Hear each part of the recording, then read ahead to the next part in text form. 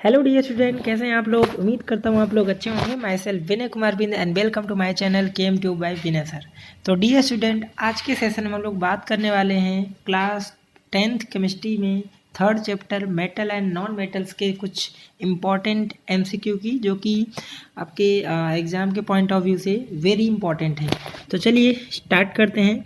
तो सबसे पहला क्वेश्चन है, aluminium is used for making cooking utensil, which of following property of aluminium are responsible for the same. ठीक है, तो इसका आंसर क्या होगा, जरा ट्राई करिए आप खुद से। देखिए फर्स्ट जो इसमें दिया है, first part good thermal conductivity. तो आपको पता ही है कि मेटल क्या होता है, good conductor of heat and electricity होते हैं, पहला तो करेक्ट होगा। सेकेंड दिया है गुड इलेक्ट्रिकल कंडक्टिविटी। ठीक है, तो हम वेसल बनाने के लिए हम इलेक्ट्रिसिटी तो वहाँ से यूज नहीं करने वाले हैं। नेक्स्ट है डक्टिलिटी, तो डक्टिलिटी भी होती है, और हाई मेल्टिंग पॉइंट। तो यहाँ पर देखिए इसका जो आंसर होगा फर्स्ट एंड फोर्थ, मतलब इसमें कौन सा ऑप्शन हो जाएगा, लास्ट, कौन सा, D first, good thermal conductivity and high melting point. Okay, चलिए क्वेश्चन नंबर सेकंड क्या दिया है कि मोस्ट अबंडेंट मेटल इन अर्थ क्रस्ट। तो अर्थ क्रस्ट में मोस्ट अबंडेंट जो एलिमेंट है वो कौन सा है, एल्युमिनियम होता है। ठीक है, आपको ये याद रखना होगा। अगर देखिए एटमॉस्फेयर में बोले सबसे ज़्यादा मोस्ट अबंडेंट एलिमेंट कौन सा है, तो नाइट्रोजन होता है 78%। ठीक है, अर्थ क्रस्ट में बोले तो वहाँ पर क्या क्या आएगा, एल्युमिनियम आ जाएगा। ओके, थर्ड क्वेश्चन भी बहुत सिंपल है, poor conductor of heat among the metal. तो पुअर कंडक्टर ऑफ हीट कौन होता है, लीड एंड मर्करी। ठीक है, तो इसका आंसर कौन सा हो जाएगा, ए। और लीड का सिंबल क्या होता है, पी बी। जैसे ऑप्शन में अगर आप देखोगे एनसीईआरटी में, तो वहाँ पे लीड एंड मर्करी दोनों लिखा हुआ है। ठीक है, लीड एंड मर्करी दोनों ही क्या होते हैं, पुअर कंडक्टर ऑफ हीट होते हैं। ओके, चलिए क्वेश्चन नंबर 4 देखिए क्या दिया है, which property of metal is used for making bells and string of musical instrument like sitar and violin. तो इसको बजाने में हम देखो सबसे इम्पॉर्टेंट प्रॉपर्टी क्या है कि हम मेटल को क्यों यूज करते हैं बेल वगैरह बजाने में, तो यहाँ पे सोनरस नेचर होते हैं। सोनरस का मतलब है कि create sound when strike on hard surface, या फिर हम किसी चीज़ से अगर उसको हीट करते हैं तो वो साउंड क्रिएट करता है। ठीक है, तो इसका आंसर क्या हो जाएगा, ए। क्वेश्चन नंबर 5 देखिए क्या दिया है, एल्युमिनियम ट्राइऑक्साइड को जब सोडियम हाइड्रोक्साइड के साथ रिएक्ट कराते हैं तो वाटर बनता है। ठीक है, और उसके साथ साथ क्या फॉर्मेशन होता है, तो देखिए यहाँ पर सोडियम एल्यूमिनेट का फॉर्मेशन होता है। इसी तरह से जब जिंक को NaOH से कराते हैं तो वहाँ पे जिंक सोडियम जिंकेट का फॉर्मेशन होता है। ठीक है, तो इसका आंसर क्या हो जाएगा, सी। क्वेश्चन नंबर 6 क्या दिया है, which of following is a correct arrangement of given metal in ascending order of their reactivity. तो देखिए आप लोग ने रिएक्टिविटी सीरीज आप 10th क्लास में मेटल नॉन चैप्टर में पढ़ा होगा। अगर हम इसमें बात करें तो इसमें देखिए ये जो आपको दिया हुआ है, तो इसमें अगर मैं पूछूं सबसे ज़्यादा हाई रिएक्टिव कौन एलिमेंट है चारों में से, सोडियम होगा। ठीक है, तो सोडियम होगा, सोडियम के बाद कौन आता है, मैग्नीशियम होगा, और उसके बाद जिंक होगा, उसके बाद आयरन होगा। तो इसमें कौन सा होगा सबसे ज़्यादा, सोडियम किस में दिया है, बी एंड डी में दिया है, उसके बाद मैग्नीशियम, उसके बाद जिंक, उसके बाद आयरन। इस दैट में इसका आंसर क्या हो जाएगा, डी। तो रिएक्टिविटी सीरीज क्या होता है, मेटल को उनकी रिएक्टिविटी के बेसिस पे उनको एक अरेंज करते हैं, एक सीरीज बनाते हैं, जिसको बोलते हैं क्या, रिएक्टिविटी सीरीज। अगर रिएक्टिविटी सीरीज की बात की जाए तो सबसे टॉप में मोस्ट रिएक्टिव कौन होता है, सबसे टॉप मोस्ट पोटेशियम होता है, उसके बाद कौन आता है, सोडियम आता है, उसके बाद कैल्शियम आता है, उसके बाद एल्युमिनियम आता है। ठीक है, सोडियम पोटेशियम कैल्शियम, सॉरी यहाँ पे मैग्नीशियम भी बीच में आएगा, कैल्शियम मैग्नीशियम देन एल्युमिनियम। उसके बाद आता है जिंक आता है, उसके बाद आयरन आता है, उसके बाद टीन आता है, उसके बाद लीड आता है, उसके बाद कॉपर आता है, हाइड्रोजन आता है, मर्क्यूरी आता है, देन यहाँ पर सिल्वर आता है, देन Au आता है, देन यहाँ पर Pt आता है। तो टॉप मोस्ट रिएक्टिव एलिमेंट ये होते हैं। लिस्ट रिएक्टिव जिसको नोबल मेटल बोलते हैं वो सिल्वर गोल्ड प्लेटिनम होते हैं, और मीडियम में ये सब एलिमेंट आ जाते हैं। ओके, तो आपको रिएक्टिविटी सीरीज पता होना चाहिए। चलिए क्वेश्चन नंबर 7 देखते हैं। देखिए ये टोटली रिएक्टिविटी पे बेस्ड है। तो इसमें क्या दिया है, which of following pairs will give displacement reaction. तो डिस्प्लेसमेंट रिएक्शन क्या होता है, जिसमें more reactive element less reactive element को उसके इलेक्ट्रोलाइटिक सोल्यूशन से डिस्प्लेस करता है। तो यहाँ पे जरा देखिए फर्स्ट ऑप्शन में आयरन सल्फेट प्लस कॉपर, ठीक है, क्या दिया है, कॉपर प्लस आयरन सल्फेट, ये एक्वस है।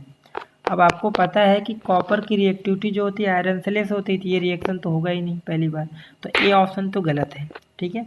बी ऑप्शन में देखिए क्या दिया है, सिल्वर नाइट्रेट और कॉपर, ठीक है, copper plus silver nitrate aqueous. अब जरा यहाँ पे देखिए कॉपर और सिल्वर में किसकी रिएक्टिविटी ज़्यादा है, कॉपर की, तो ये आसानी से इसको डिस्प्लेस कर देगा और यहाँ पर डिस्प्लेसमेंट रिएक्शन होगा। तो इसका फाइनल जो आंसर होगा वो बी हो जाएगा। सी भी नहीं होगा क्योंकि सिल्वर की रिएक्टिविटी कॉपर से कम होती है, और डी ऑप्शन भी नहीं होगा, कॉपर की रिएक्टिविटी सोडियम से कम होती है। तो जिसकी रिएक्टिविटी ज़्यादा होगी वही लेस रिएक्टिव एलिमेंट को डिस्प्लेस करेगा फ्रॉम देयर एक्वस सोल्यूशन से। ओके, चलिए आगे बढ़ते हैं। क्वेश्चन नंबर 8 दीजिए। देखिए बहुत प्यारा सा क्वेश्चन है। Which of following oxides of iron would be obtain on prolong reaction on iron with steam. तो आयरन को जब स्टीम के साथ रिएक्शन कराते हैं तो क्या प्रोडक्ट बनता है, देखिए आयरन हो गया प्लस स्टीम, क्योंकि ये जो आयरन होता है वो मीडियम रिएक्टिव होते हैं, ये कोल्ड एंड हॉट वाटर से रिएक्ट नहीं करते हैं, तो ये स्टीम के साथ रिएक्ट करते हैं और रिएक्ट करके यहाँ क्या बना देंगे, Fe3O4 और प्लस हाइड्रोजन गैस बना देंगे। इसको बैलेंस कर लेंगे, यहाँ 3 आ जाएगा, ऑक्सीजन कितने हैं, 4 है, तो हम यहाँ पे 4 कर देंगे और यहाँ पे 4 कर देंगे, ठीक है। तो यहाँ से क्या बना देंगे, ये Fe3O4। तो इसका जो आंसर होगा फाइनल कौन सा हो जाएगा, सी। जब प्रोलॉन्ग हीटिंग करते हैं तो यहाँ से Fe3O4 बनाता है। ओके, चलिए नेक्स्ट क्वेश्चन नंबर 9 देखिए क्या है कि which of following are not ionic compound. इसमें बताना है कि आपको कौन सा आयनिक कंपाउंड नहीं है। तो यहाँ पर देखिए ये जो KCl आयनिक कंपाउंड क्या होते हैं, जो मेटल एंड नॉन मेटल से बने होते हैं, ठीक है। मतलब ज़्यादातर हम आयनिक नेचर जैसे first group element and 17 group के जो भी हम बनाएंगे वो आयनिक कंपाउंड होंगे। तो देखिए ये वाला फर्स्ट जो KCl दिया है तो आयनिक कंपाउंड है। HCl ये क्या है, यहाँ पर कोवेलेंट नेचर है, और CCl4 भी यहाँ पर कोवेलेंट नेचर होगा, आयनिक नेचर नहीं होगा, और NaCl तो पता ही है सॉल्ट आयनिक नेचर। तो इसका आंसर क्या होगा, सेकेंड एंड थर्ड ये जो है वो आयनिक कंपाउंड नहीं है। तो ऐसा ऑप्शन कौन सा दिया है, बी। तो आंसर क्या हो जाएगा यहाँ पे, बी। चलिए क्वेश्चन नंबर 10 दिया है कि electronic configuration of 3 element x y z आपको दे रखा है। देखिए x का दिया है इलेक्ट्रॉनिक कॉन्फ़िगरेशन कितना 2 4, y का दिया है कितना 2 7 और z का दिया है 2 1, ठीक है। Which of 2 element will combine to form ionic compound and also write its formula. तो देखो इसमें क्या होगा, मेटल और नॉन मेटल से क्या बनेगा, आयनिक कंपाउंड।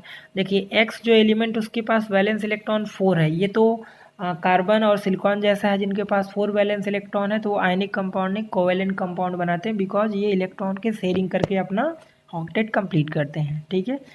अब देखिए यहाँ पर जो y एंड z दिया है, तो z जो है उसके पास वैलेंस इलेक्ट्रॉन 1 है, इसका मतलब वो मेटल है, इलेक्ट्रॉन लूज करके अपना हीलियम के कॉन्फ़िगरेशन में चला जाएगा। 7 मतलब ये 17 ग्रुप का है और इसके पास वैलेंसी कितनी होगी, 1 होगी। तो अगर मैं z की बात करूँ तो z के ऊपर +1 चार्ज, y जो होगा इसके ऊपर -1 चार्ज, तो यहाँ से सिंपल सा 1 1 क्रॉस मल्टीप्लाई कराओगे तो जेड वाई का टाइप का आयनिक कंपाउंड बनेगा, ठीक है। जेड वाई बनेगा तो यहाँ पर जेड वाई एक्चुअल में इसका जो आंसर होना चाहिए वो जेड वाई होना चाहिए, बट ऑप्शन में आपको वाई जेड दिया, क्योंकि हमेशा पॉजिटिव वाले को हम पहले लिखते हैं और नेगेटिव वाले को पहले, तो इसका आंसर जेड वाई होना चाहिए। ओके, करेक्ट कर लीजिएगा आप लोग, ठीक है। चलिए क्वेश्चन नंबर 11 जरा देखिए क्या दिया है। High reactive metals like sodium potassium magnesium are extracted by, ठीक है। तो देखो एक्सट्रैक्शन ऑफ मेटल आपने मेटल नॉन मेटल चैप्टर में पढ़ा होगा, तो 3 तरह के मेटल को कैटेगराइज किया है, high reactive metal, medium reactive metal and low reactive metal. High reactive जो मेटल्स होते हैं जैसे पोटेशियम, सोडियम, मैग्नीशियम, ये सब हमेशा कंबाइंड स्टेट में मिलते हैं, सॉल्ट फेज में मिलते हैं। तो हमेशा इनको इलेक्ट्रोलिसिस मेथड से हम इनको प्यूरीफाई करते हैं। तो यहाँ पर इसका आंसर है electrolysis of their molten chloride, तो ये आंसर हो जाएगा। ठीक है। और जो मीडियम रिएक्टिव होते हैं वो या तो कार्बोनेट ओर में मिलते हैं, या तो सल्फाइड, या तो ऑक्साइड ओर में। ठीक है। तो कार्बोनेट ओर मिलेंगे तो कैल्सिनेशन प्रोसेस, और सल्फाइड ओर मिलेंगे तो वहाँ रोस्टिंग प्रोसेस से सेपरेट करेंगे। और जो लो रिएक्टिव होते हैं वो भी सल्फाइड ओर में ही मिलते हैं। ओके, चलिए क्वेश्चन नंबर 12 देखिए। विच of following non metal is lustrous. तो एक ही नॉन मेटल एक्सेप्शनल पॉइंट है, बिल्कुल अच्छे से आप याद रखिए। आयोडीन क्या होता है, ये नॉन मेटल है और एक लस्टरस होता है, इसलिए ये एक्सेप्शन में आता है। क्वेश्चन नंबर 13 में जरा देखिए, एग्जाम्पल ऑफ एम्फोटेरिक ऑक्साइड। तो एम्फोटेरिक ऑक्साइड क्या होते हैं, जो एसिड बेस दोनों से रिएक्ट करते हैं। तो एल्यूमिना, और एक और एग्जाम्पल याद कर लिए जिंक ऑक्साइड, ये एम्फोटेरिक ऑक्साइड होते हैं जो एसिडिक बेसिक दोनों बिहेवियर की तरह काम करते हैं। ठीक है। और इसका भी रिएक्शन भी बहुत फेमस है। इनको अगर एसिड से कराओगे तो वहाँ से क्या बनेगा, ठीक है। जैसे मैं अगर रिएक्शन आपको मान लो सपोज आ गया, ठीक है, Al2O3, अगर इसको मैं HCl से रिएक्शन करा रहा हूँ तो क्या बनाएगा, AlCl3, ठीक है। और प्लस यहाँ से क्या बना देंगे, H2O, ठीक है। इसको बैलेंस कर लेंगे। और अगर हम इसको इससे रिएक्शन कराएंगे तो यहाँ से सोडियम एल्यूमिनेट बनाता है, ठीक है, NaAlO2, और प्लस यहाँ से H2O बना देता है। तो ये आप ध्यान रखिएगी कि alumina and zinc oxide amphoteric oxide होते हैं। ओके, चलिए क्वेश्चन नंबर 14 दिया है।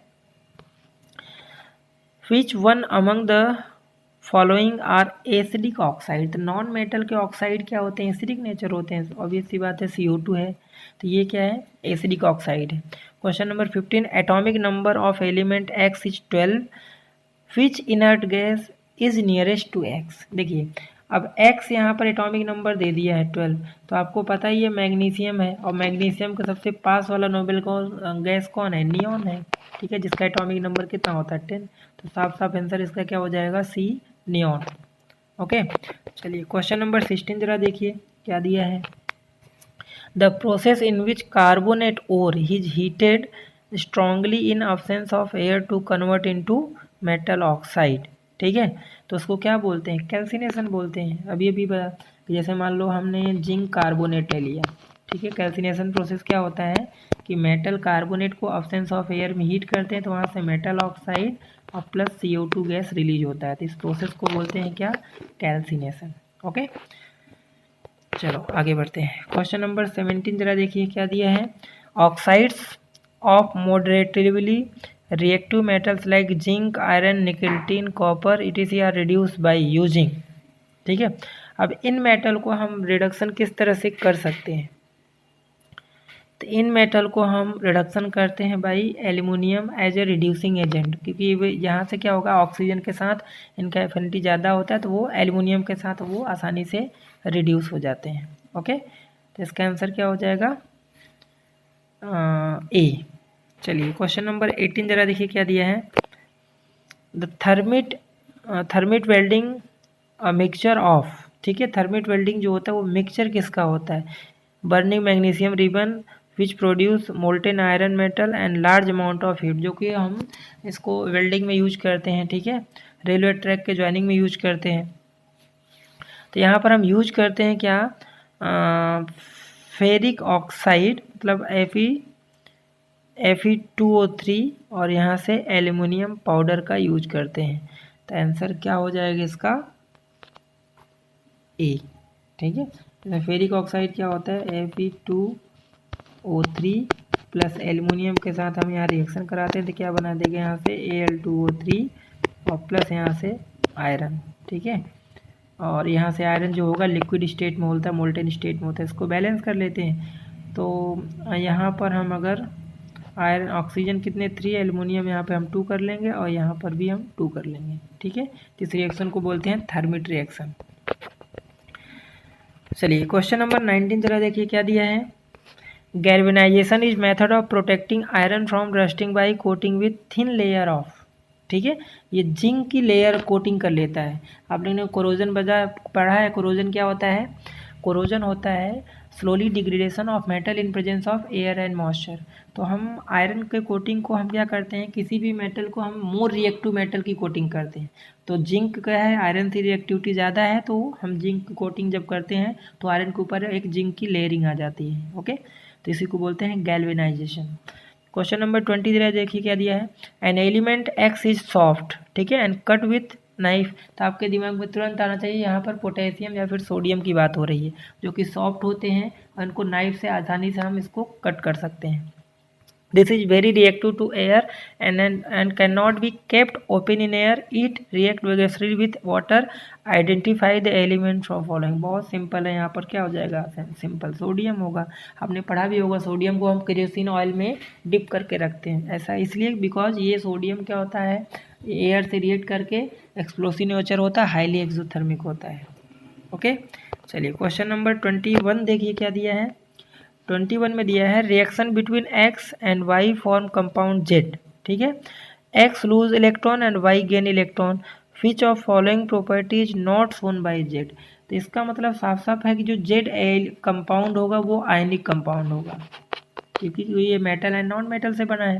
तो अब जरा देखिए, has high melting point, correct है। हैज़ लो मेल्टिंग पॉइंट, गलत है, क्योंकि आयनिक कंपाउंड में strong electrostatic force of attraction होता है और ये मोल्टेन स्टेट में इलेक्ट्रिसिटी कंडक्ट करते हैं। अगर सॉलिड स्टेट होते हैं, हाई मेल्टिंग पॉइंट होता है, तो इसका साफ साफ आंसर क्या दिख रहा है? बी हो जाएगा। इसमें दिया है लो मेल्टिंग पॉइंट और इसमें पूछा कौन सा करेक्ट नहीं है, तो ये करेक्ट नहीं है। ओके, चलिए क्वेश्चन नंबर 21 जरा देखिए क्या दिया है। Electronic configuration of 3 element X Y Z आपको दे रखा है, ठीक है। Which of following correct. देखिए यहाँ पर एक्स क्या क्या दिया है, वैलेंस इलेक्ट्रॉन 8 है, वाई का वैलेंस इलेक्ट्रॉन 7 है, जेड का वैलेंस इलेक्ट्रॉन 2 है। तो आपको पूछ रहा है मेटल, तो जिसके पास 1, 2 या 3 वैलेंस इलेक्ट्रॉन होते हैं वो मेटल होते हैं, ये आप कॉन्सेप्ट याद कर लीजिए। और जिसके पास 5, 6, 7 वैलेंस इलेक्ट्रॉन हो वो नॉन मेटल होते हैं। तो इसका आंसर क्या हो जाएगा? जेड जो है वो क्या है, मेटल है, एंड वाई जो है वो नॉन मेटल है। तो आंसर क्या हो जाएगा? डी।